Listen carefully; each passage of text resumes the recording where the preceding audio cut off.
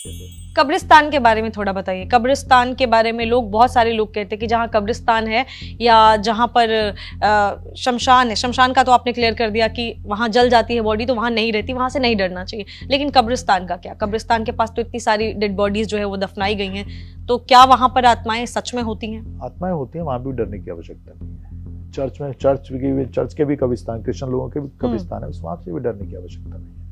वो लोग तो अक्सर जाते हैं। अब कल तो सबे रात ही थी, तो सभी लोग वहाँ पे बैठे हुए थे, अपने पूर्वजों को याद कर रहे थे। सब लोगों ने धूप दीप जो जलाते हैं, जो प्रोसेस करते हैं, वो लोग सब लोग करके आए ना। कल ही का दिन था। तो यानी कि डरने की आवश्यकता है, जगहों पर डरने की जरूरत है। रूप से कमजोर है, जो उन्हीं के पर इस तरीके ज्यादा इफेक्ट करती है। यानी अगर आप कब्रिस्तान भी जा रहे हैं और आप स्ट्रांग होकर जा रहे हैं, आप एकदम मन की मजबूती बहुत जरूरी है। तो फिर नहीं दिखेगी या नहीं परेशान होंगे आप।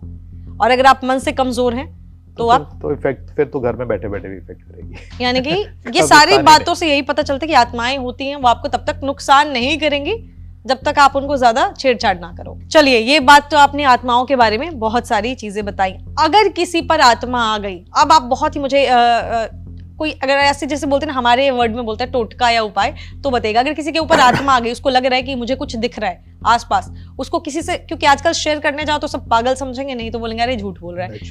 अगर किसी को दिख गया या किसी को ऐसा फील हो रहा है कि कुछ तो हो रहा है मेरे साथ, मुझे दिख रही है चीजें या मुझे हो रहा है, कोई बोलता है तो वो शेयर नहीं कर पा रहा है, उन लोगों को क्या करना चाहिए?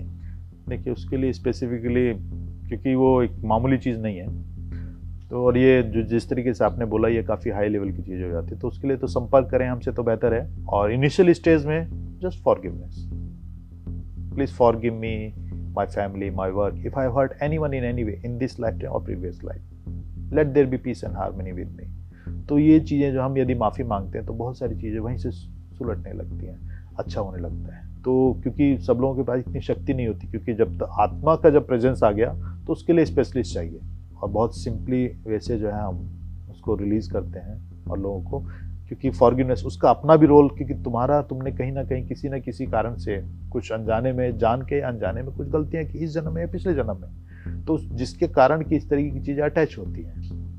बोलते हैं ना कर्मों का फल, तो होता तो वही है, तो इसीलिए जो हम उससे फॉरगिव करवाते हैं।